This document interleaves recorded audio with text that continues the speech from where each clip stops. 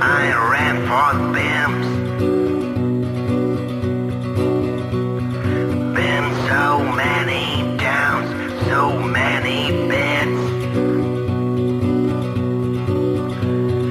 Now I'm coming down, you'll lower your looks. I was born from worth deep for your limbs. I'll burn your bones. Hello, and welcome to Volsteadland.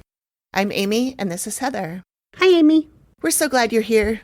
Join us as we take a trip back in time to the 1920s and 30s in Minneapolis and discover the city's underworld. If you've not yet listened to the previous episode, The Muckrakers, or any of those before it, you'll probably want to check them out as there's some stuff in there that you'll need to know to get the most out of this one. Insert explicit warning, blah, blah. The story is about murder. It could get nasty. We're all grown-ups and we swear a little. So that's that. So sit back, grab a drink of choice. Join us in 1935 when Kid Cann goes on trial for the murder of Walter Liggett. Hi, friends. Welcome to The Activity Continues, a paranormal podcast. I'm Amy, the producer and host of this show, along with Megan and the other Amy. We are three soul friends who love to talk about the Dead Files TV show, along with other spooky and spooky adjacent things. Hi, everyone. I'm Megan, our resident scaredy cat. I love this stuff, but it absolutely terrifies me. Hey, everyone. I'm the other Amy, sometimes referred to as Amy, ABP, or AP, and I'm the voice of reason in the chaos. We're creating a community of like-minded friends who love to discuss all things paranormal. Along with our thoughts and tangents, you will also hear listener stories and interviews with paranormal professionals, Dead Files clients, and people with personal paranormal experiences. Come join us where The activity continues.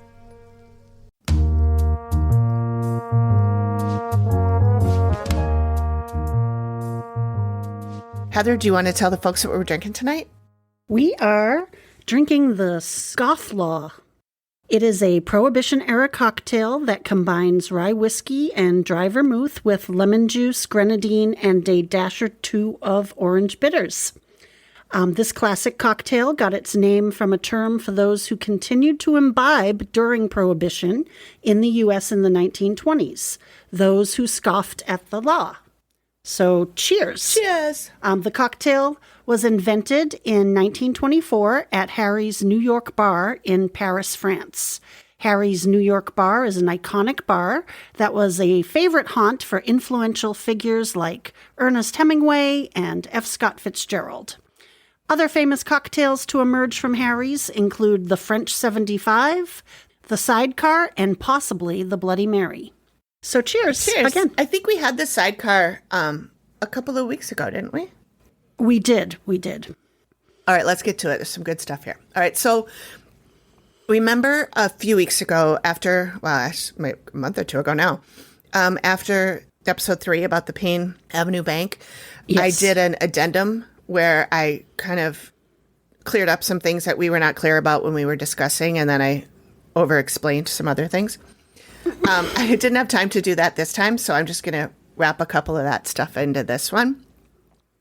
I did amend some of the stuff in the video. So anybody who saw the video saw, I made some adjustments and corrections and stuff in the video. But for those who don't watch that, for those who aren't a patron, here are the updates, the changes, the corrections corner sort of thing. So when I was editing, I noted that I had talked about how I didn't know where the St. Barnabas Hospital was. So I did a little research. This is the hospital that Howard Guilford was in when he was shot the first time. It is a small facility with only 6 beds, and it was between 6th and 7th Streets South and 9th and 10th Avenues downtown. It was built in 1871, and at that time was called the Cottage Hospital. It eventually rolled into the Hennepin County Medical Center group of hospitals. There's a building at that location now. It's called the St. Barnabas Apartments, but it's not the same building necessarily. It is a preservation of an addition to the original building. Oh. So there's probably not even the same brick at all, not even one brick, but it looks totally different. And it is now housing for formerly homeless and at-risk youth. Excellent. Yeah. And then I also mentioned that I didn't know where the Swedish hospital was, and that was where Walter Liggett recovered from his beating. It was at 914 South 8th Street in Minneapolis. It's near all the other hospitals, and eventually it rolled into the HCMC universe as well. Wikipedia says it was the third and last location of the Swedish hospital, built in 1929 and closed in 1970. So I just made it because I was born there. When it merged with St. Barnabas Hospital to become the Metropolitan Medical Center. The building is currently used as a clinic for Hennepin faculty associates and connects to the larger Hennepin County Medical Center campus. Okay, next is, remember Sir John Law, how he was going to stuff the prisons and the guy's legs were going to be hanging out? Yep. Okay, so I found a goofy video that looks like it was made by someone who doesn't want to be tracked. Like, it looked like some of those Q videos that I've seen on those documentaries, but it's an animated soldier that looks like one of those little Fisher-Price dolls. And he's just like, talking, and then there's a voiceover. He's just moving and there's a voiceover. It's really weird. But it explains that Sir John Law is not a person. It's a long arm of the law that has to hide from the president. Oh. Yeah, which makes me think Q again. But anyway, so as I was editing the video episode, my friend Megan texted me with a screenshot of what she found when she Googled John Law. And I put the screenshot in the video, but basically it says it's a police officer who does not abuse their power and honorably upholds the motto to serve and protect. An officer who remembers what it was like to be a kid and carries insight for all people. Which sounds really nice. Wouldn't that be great if we had a lot of those? That's a beautiful idea. Yeah. There's a song called Sir John Law by the Dropkick Murphys about this. Oh. I probably should pull it out and listen to it. Do you watch Brooklyn Nine-Nine? I have, but I'm not a regular fan. Okay. I don't hate it. Well, they've basically they were done, and then I thought they were done, but they took a year off because of COVID. But they came back and they dropped 2 episodes, and the first one is like I was almost crying. It was because they're cops, and one of them quits because they're like, after this whole George Floyd thing, I can't be a cop anymore. And it was like really heartbreaking. But I mean, for a comedy show, it still had its funnies, and everything. But I was like, yeah, I imagine this is really awful for good cops. And there are some. There's just Supposedly. a lot of bad ones too. Anyway, it's a good show. I recommend watching it. And then the second episode was way back to goofiness, but the first one was really like, oh. Okay, so then I also looked up the Zida sisters. Remember, I thought that Howard might be stooping them. I didn't want to assume that if they were either children or elderly. So I looked up this census for them, but my free trial of Ancestry.com expired, and so I didn't have much luck there. But using newspapers.com, I did find an Esther Amelia, born in 1903, and an Estella Helen, who could be Stella, born in 1912. So if these are them, in 1927, when he was with Esther, when he got shot the first time, she would have been 24 years old. And in 1934, when he was with Stella, when he died, she would have been 22. So you be the Those are judge. appropriate ages for stooping. Yeah, I mean, they're adults, right? I mean, he was only 40. Also, that's another thing. I mentioned that the only photo we have of him is from 1918, and I was guessing how old he was in the photo. I had read that the photo was when he was running for governor and that he was 18, but I knew that didn't sound right because the articles all said he was 48 when he died in 1934. But he really wasn't. He was 40. Oh. And I can't find his date of birth, but the murder was in September, so let's just say the chances are good that he'd already had a birthday that year. So that would have made him born in 1894. So in 1918, when he ran for governor, and then we have that, showed that picture of him, he was about 24. Oh. Also, I did find another photo of him. It's a hideous photo of him dead in his car right after he was murdered. Oh. And I won't be sharing that one. You can Google it if you want to, but I recommend you don't. It's really awful. I mean, I've seen worse, crime scene photos, but it's not nice. Also, I had said that the police chief's name is Burnskill. It's Brunskill. I know that, and I don't know why the word came out wrong. And I don't know why I didn't notice it when I said it, but I'll say it's amazing what you find when you edit your own voice, and you're like, where did that come from? I know how to say that. Why did I say that so weird? And so, yeah, it's amazing. I had said that the Tijuana Cafe was near the Walker Art Center. It's not quite. It's a little further down. It's on 11th and Hennepin. So it's where the CVS used to be, that big CVS. Yep. Those of you who aren't from Minneapolis will be like, what the fuck are you talking about? But I'm always afraid that someone's listening and going, God, that idiot, she doesn't even know where 10th and Hennepin is. I repeatedly misspoke Marta Liggett Woodbury's name when I was talking about her book. Her name is Woodbury, not Woodhouse. My apologies to her.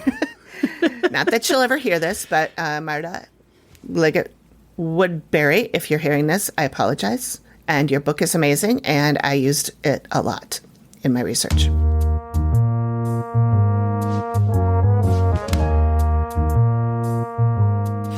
Okay, this one was a doozy.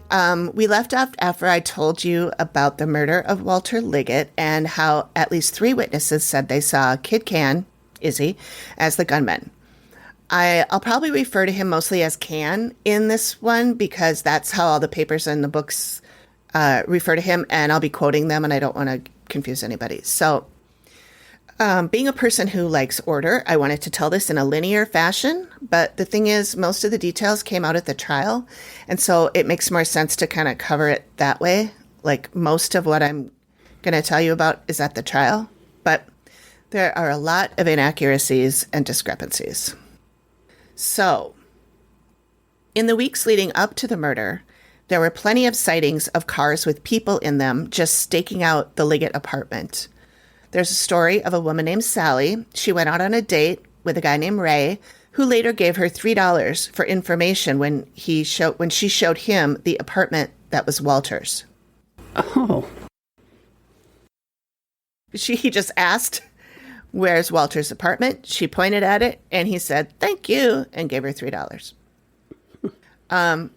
Also, his wife, Edith, says that Meyer Schuldberg, who is Kid Cann's boss, called Walter the day of the murder and told him that he'd sue him for libel if he didn't stop writing about him. When Walter said, go for it, I can prove what I know, Schuldberg said, we'll stop you another way then. Oh. That was the day of the murder. Edith also said one of Ed Morgan's men called up and threatened Walter too, but she wouldn't spill the tea on his identity because he had provided the Liggetts with valuable information.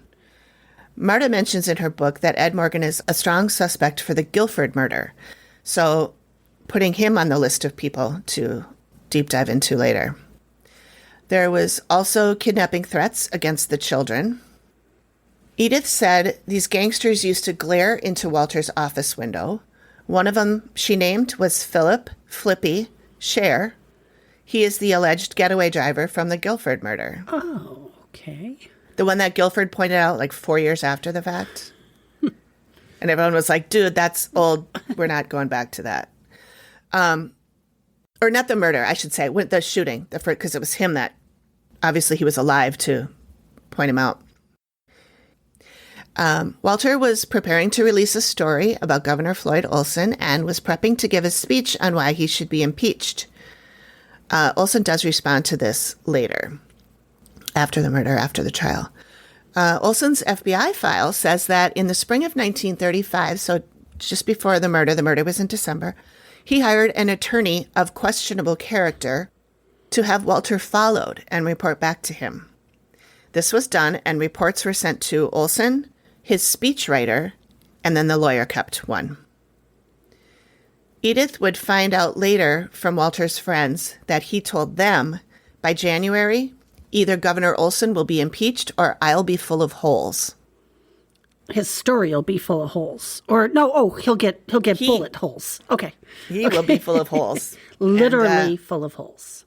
He was right. Okay. Day of the murder. This is December 9th, 1935. There are 3 people who gave their accounts here, and they're all slightly different, but not in a substantial way, I don't think.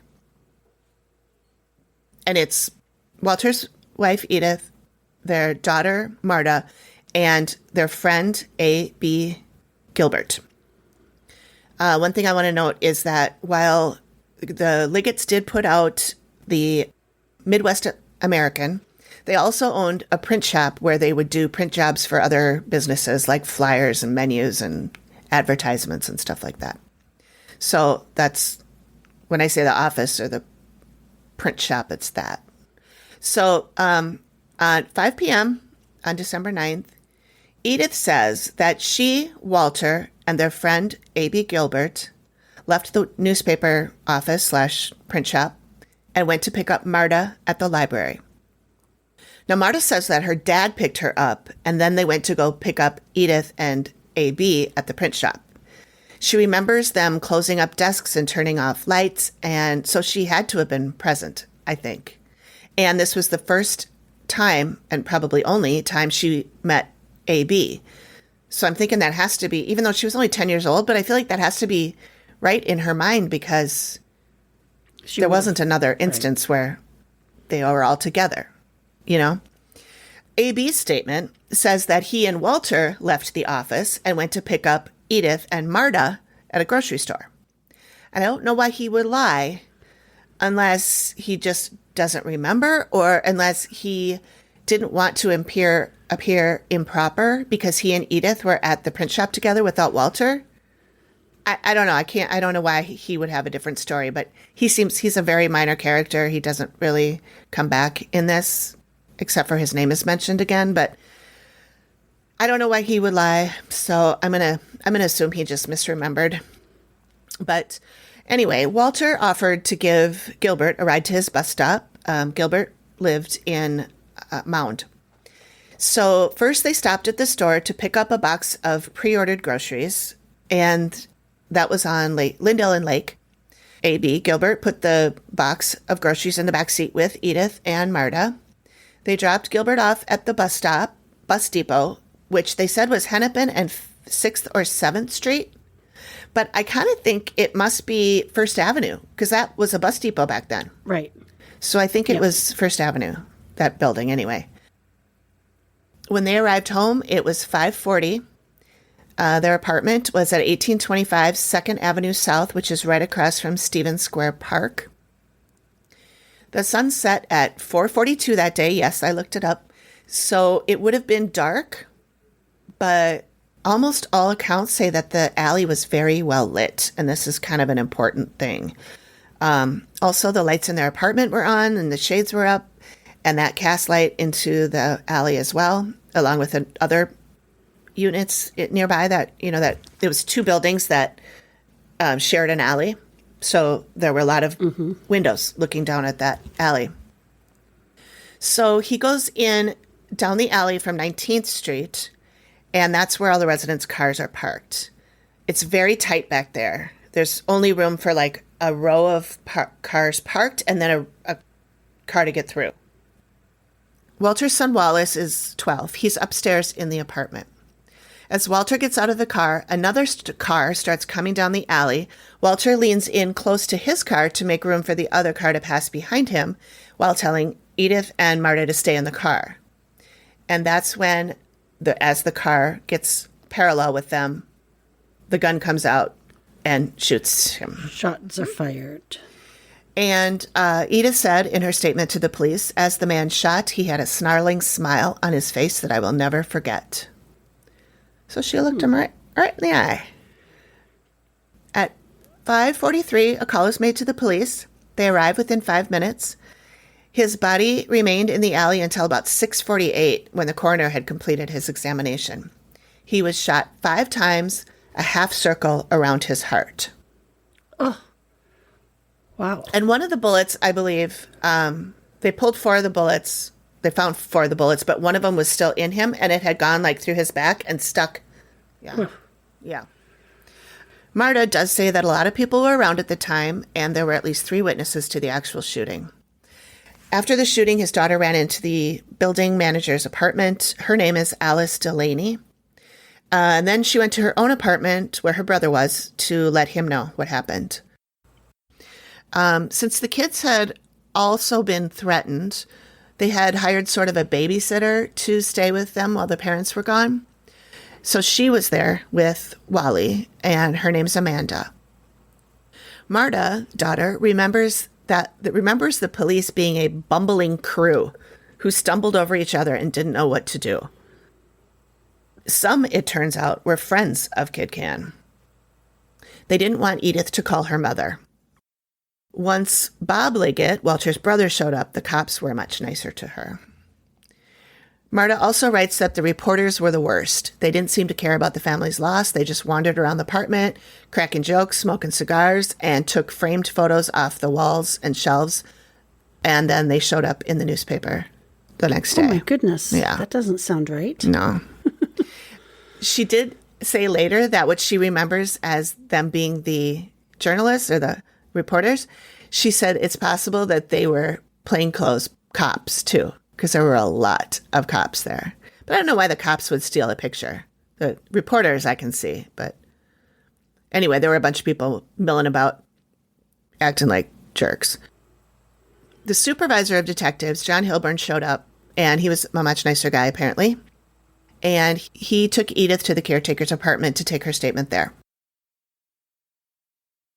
Edith's statement, she had noted previously, or as I noted previously, she said that she, Walter, and A.B. Gilbert left the newspaper office, picked up Marta at the library, went to the grocery store, dropped off A.B. at the bus station, and then went home.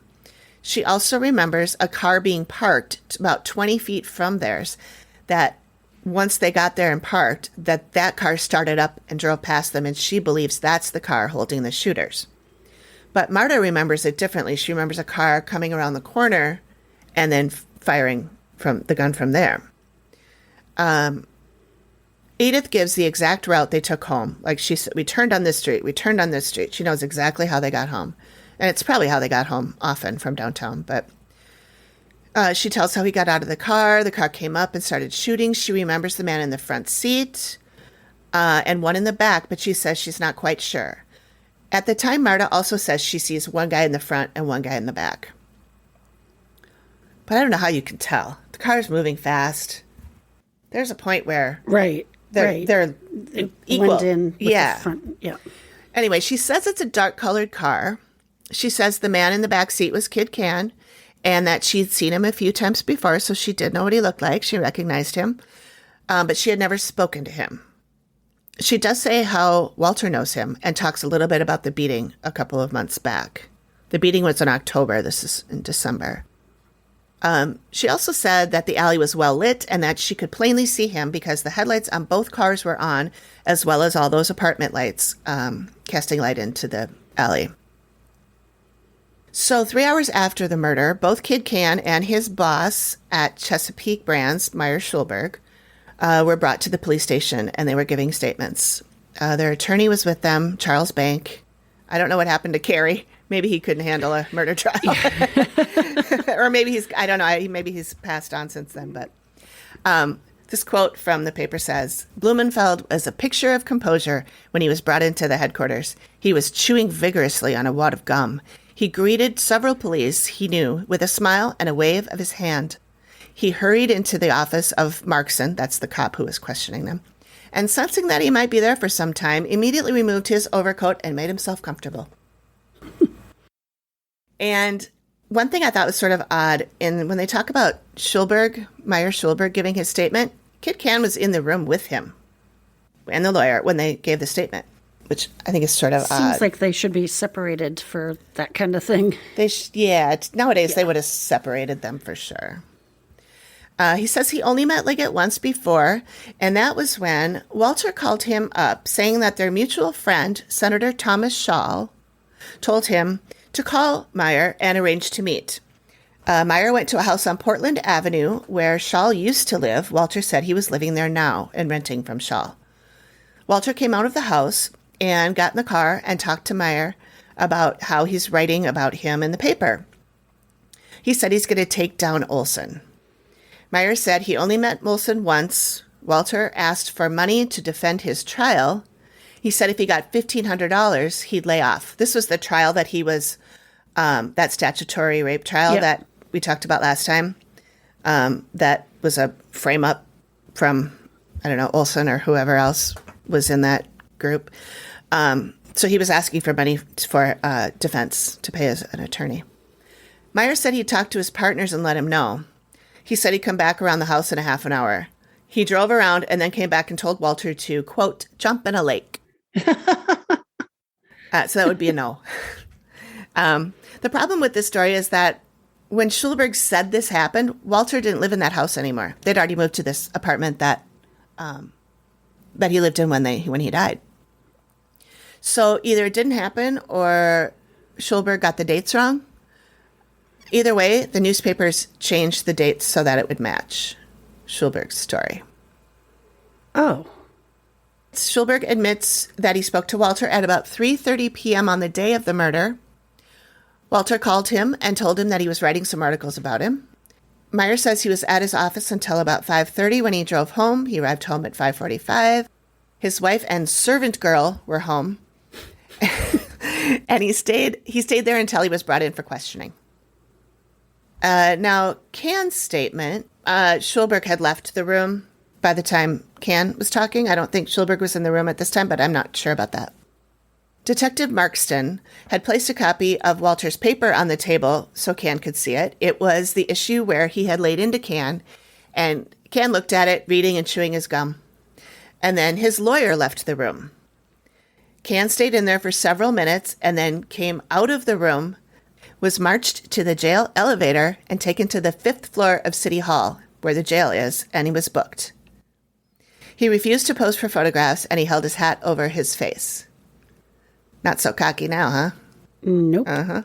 So here's some highlights from his statement.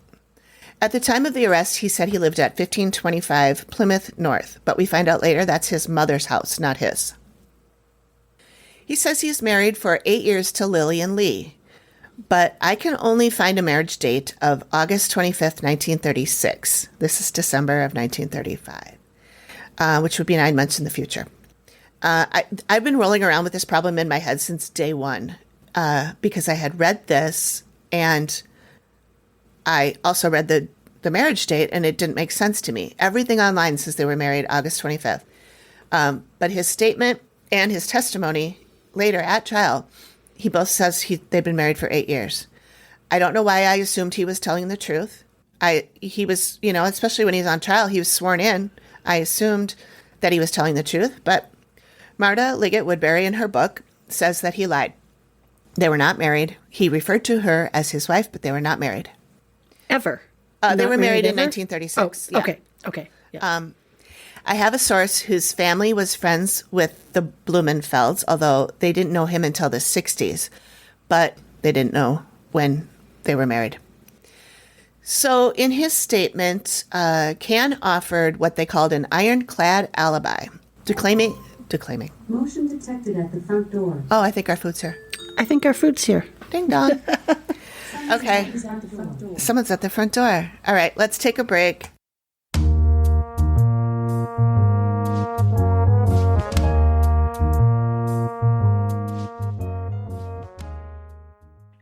Okay. Back from break. Refreshed beverages. And at the time of the murder, Kid Cann was working for Meyer Schulberg, who owned a company called Chesapeake Brands. It was a liquor distribution company. It was incorporated in January 1935, renamed from La Pompadour. which you Pompadour. may remember from before. This is the Yes. one that Kid Cann had, that he used to purchase alcohol, ostensibly for making perfume or cosmetics, and then made hooch out of it. Barbershop too, right? Yeah. Yeah. Yeah, I think it was. Yeah, I think it was a barbershop. I don't really know. I did not look into the records before of La Pompadour. It's possible Meyer Schulberg owned it the whole time, but it was renamed with listing Meyer Schulberg as the president and B.W. Beitelman as the secretary. I believe that Kid Cann was not allowed to own a liquor-related company after his bootlegging conviction. Schulberg, I know, was not allowed to own liquor retail, but this was a distribution company. So I think that's how he got around it. This is Kid Cann's statement. He was asked to tell the story of the night that Walter got beat up. He says, Walter got to asking me if I was a good friend of Floyd Olson. I said, no, I know him, but I've never had the pleasure of talking to him. Bullshit. Shabbos Goy, anyone? He also said that Walter insisted that Cann take him home, and it was Walter that suggested a drink at the Tijuana. He basically shrugs and says, I understand he got slugged outside. It's so full of shit. He gives a lengthy, boring account of his day, where he went, who he saw. I won't bore you with it. It's probably bullshit anyway. But the important part is that Kid Cann said that he met a guy named Lou Gallinson at the Liquor Mart, one of his many stops throughout the day, after 5:30 that night. He says he walked to the artistic barbershop on Hennepin Avenue with Lou. Lou did say that he met Cann at about 5:15 and spoke to him for a few minutes, but denies walking anywhere with him. Kid Cann claims he was in the barbershop from 5:40 to 6:25 p.m. This is in his statement. Now, he's going to change this a few times. One thing I found that I thought was interesting, in recent years, probably a bit before COVID, the barbershop building was a nightclub called The Alibi. Yeah. And this also I thought was interesting. Liggett had his palm read years before he was murdered, and he was told that he would die with his boots on. And I looked that up, and to die with your boots on is an idiom referring to dying while you are fighting, or to die while actively occupied, employed, or working in the middle of some action. The palm reading was done by the wife of Senator Thomas Shaw. He was an acquaintance that Liggett rented that Portland home from, on Portland Avenue, not in Portland. They did not see eye to eye politically. After Walter was murdered, Senator Thomas Shaw asked for a congressional investigation into the murder, and Edith responded with, quote, Shaw is trying to make capital out of my husband's murder. If he wanted to help Walter, why did he wait until now? I like her. She's spicy. Okay, so let's move on to the investigation. And let's just say that this was bungled. So at first, Governor Floyd appealed to the United States Attorney General to send federal agents, G-men, to investigate. But the FBI declined, saying it's a state matter and they didn't want to get involved. The local police did not question people that they should have, such as Dave Garfunkel, the owner of the barbershop that was Kid Cann's alibi, never talked to him. They did talk to all of his employees, who all said that Kid Cann arrived around 5:20. Now, remember, Kid Cann himself says he arrived at 5:40. They didn't question the babysitter, Amanda. They didn't question the apartment manager, Alice Delaney, until the trial, and that would be the lawyers that questioned her. But the lawyers, for some reason, asked the cops about her a lot when they questioned them during the trial. They seemed very interested in, did anybody see her? Was she in the room when this was said? And I don't know why, but there's going to be a little more on that later, but I still don't know why. 3 days after the murder, they came around questioning some neighbors, but never followed up on any leads. Some were really good, too. All those questioned said the alley was well lit. They changed their minds about the weapon. At first, they said it was a Wesson 45. Then they changed it to a Thompson machine gun. The FBI did do ballistics tests, and they showed that the bullets which killed Walter came from a submachine gun, the kind used by gangsters. A Tommy gun. I guess. Yeah, I guess that's what they called them, right? I've heard the term Tommy gun. If it's a Thompson machine too. gun, I bet that's Tommy is short for Oh, that. you're right, Thompson. Yeah. Okay. Yeah, that makes sense.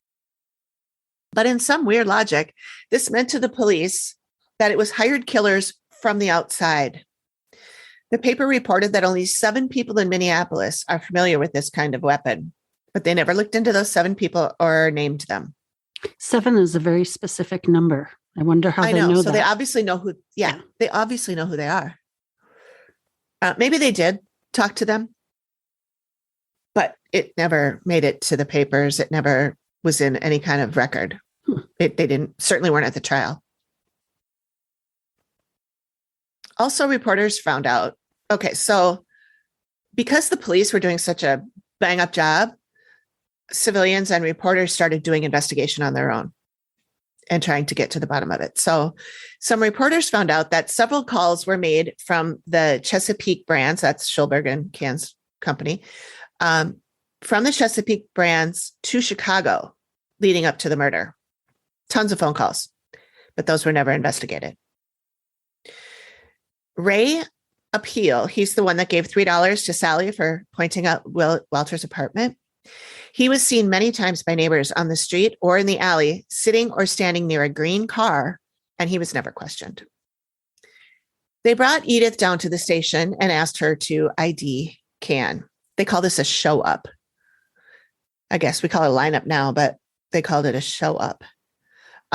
When she went in and looked at all the men standing there, she knew him right away, but she took her time and then she pointed at him. Now, this isn't like today where the victim or witness is behind glass and the you can't see them. Criminals can't see. They were standing right there. So she points at him. When she pointed at him, he shouted out, "Oh, yes, you saw my picture in the papers," which had to be terrifying for her. Yeah, his lawyers would later point out that when they conducted the show up, he was the only one well-dressed. Every other man wore overalls. The captain said that he told the jailer to round up some fairly well-dressed men, but the jailer said he didn't have much to work with. The jail was not full, and certainly not full of well-dressed men. I don't know why they couldn't just, take Izzy and make him change his clothes and put some dirt on his face or something, but apparently they didn't think of that, or he refused. Maybe he refused and they said, "Oh, okay." The police then showed her 50 photos of other men in order for her to pick out the driver, but she was unable to find him. She even said she didn't even see him. She was locked in on the shooter. But she did recognize Flippy, who she said she saw driving around the area of the print shop and glaring at her and Walter through the window from across the street. Now, remember, he's the alleged driver in the Guilford shooting. Okay, so then this is a section on the cars that were all found, impounded, looked at. It's really quite boring and it leads to nothing. So I'm going to pretty much gloss over it. But they did find an abandoned car near the scene. They went over the vehicle for fingerprints, and early reports say they found some. And they also found 2 shotgun shells in the back seat, but then it was dropped. They found the owner, and he reported that the car was stolen an hour or so before the murder. Do we know if the shells in the car match the shells that were shot? I'm going to guess they didn't even check. There's nothing in there, nothing I could find about that particular part of it. They then turned their sights on a different car, the one belonging to Meyer Schulberg. This is the car that Cann drove around all day to run errands. But he returned it to the Chesapeake Brands building. The car smelled of gunpowder and had a mark on the silk, some part inside the car. But the car was cleared by a St. Paul scientific crime expert. It doesn't seem to me that it could have been that car, unless the times are all off and he really was still driving around on his own. Or unless when, oh no, I was going to say when the other kid was driving him around, but that was a different car. Anyway, I don't know why the first guy had shotgun shells in his car. Like, that would be something you'd look at, I would right? think so. Call in ballistics. Yeah. I don't know that they did. I mean, they checked the bullets that were in Walter, but I don't think they checked the bullets, the shells from that car. Anyway, at this time, there was a grand jury investigation, a special investigation going on. They wanted to hire a special corps of secret and unidentified investigators. Part of the reasoning given by the grand jury was that the slaying of Howard Guilford was never solved. They said they would, quote, tear the lid off conditions which permitted Walter to be killed. According to the New York Times, the Law and Order League says that one of the 6 city police detectives who were assigned to the murder case and were told to check every detail of the alibi for Kid Cann is one of Cann's friends. His name? You'll know this guy, Joseph Laymeyer. Oh. Remember when Cann was charged in the Urschel kidnapping? Yep. He's the then police chief who went out to Oklahoma City without telling anyone and testified. Yes, and later got demoted. Yep, got demoted. Yep. And as a reminder, in that case, Cann was the only person who was charged and who was acquitted. Cann's lawyers tried to get him released on bail, but it was denied. The assistant county general, his name is Fred Pike, said, quote, if bail is granted, influences will handicap the investigation, development of facts, and discovery of witnesses, which I read that as if you let him out, he's going to taint everything. Right. He's going to go around and bribe people or whatnot. I want to note that neither the assistant district attorney general nor the county attorney wanted to take this case. They were forced to. And Assistant AG Pike was 71 years old and had no experience in criminal law when he was given this job. Okay. There was nothing. I know. Good choice. Good choice, state. There was nothing in the papers between December 21st and the 29th. It was Christmas. I don't know. Then on the 29th, the New York Times article said, the events, this is a quote, the events of the past 2 weeks have been disappointing. There apparently is going to be no housekeeping. Not only has no one come forward to press these matters and insist on action, it's even reported that in a quiet way, the gambling places are reopening and the slot machines are cautiously coming back into place. Jury selection started on January 20th, was completed by January 28th, and the trial started January 29th.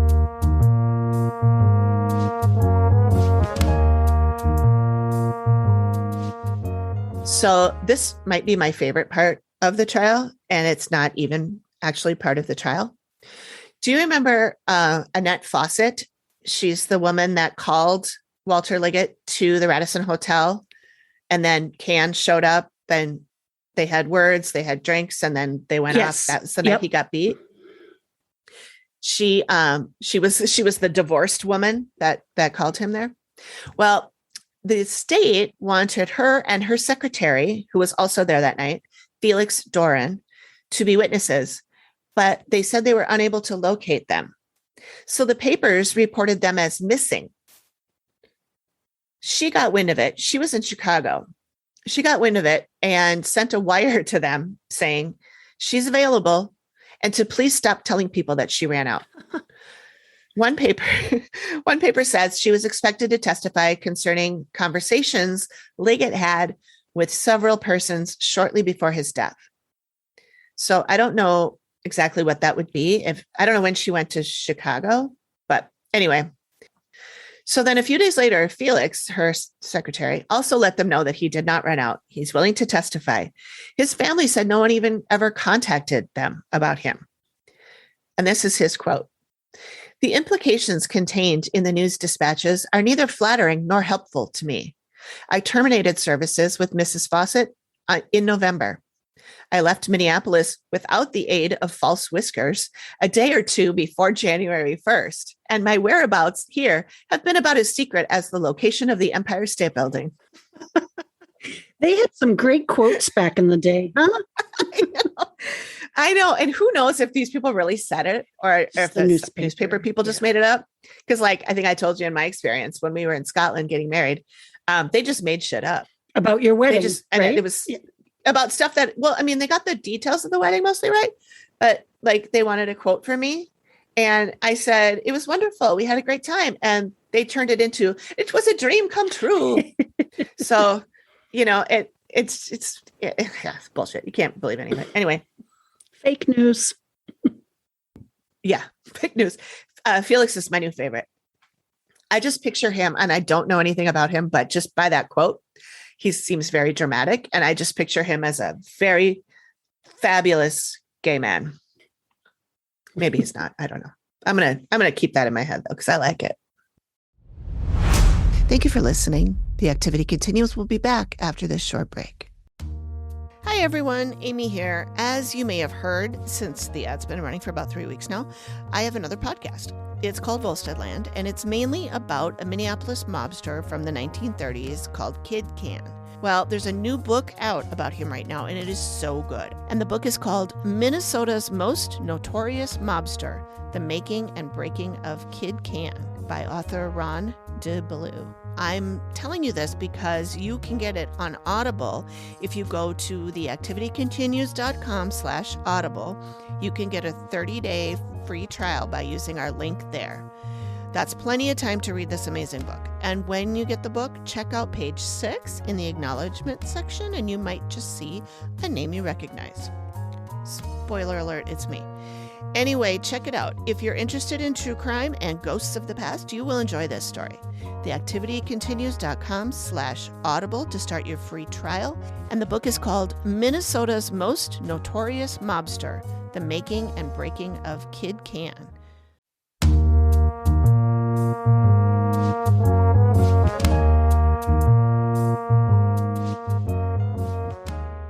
Okay, we're going to end this episode here. I think this is a good place to stop.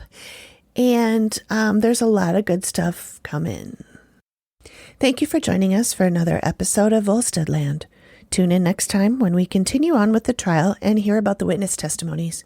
We'll also fill you in on a grand jury investigation that was going on at the same time as this trial. You'll find out if Kid Cann really had to pay for his life of crime or if he got lucky again. Yes, I know you can Google it. And discover some really interesting things about the aftermath of the trial and how it was handled. Don't forget to subscribe so you don't miss the next episode, and visit us on all our social media platforms for extra content. Also, if you're a fan, please consider supporting us by leaving a 5-star review on Apple Podcasts. Even if you don't listen on Apple, for reasons unknown to me, it really helps us out. Don't forget to follow on Patreon. You can follow for free or subscribe with a small fee to get even more content, including early releases.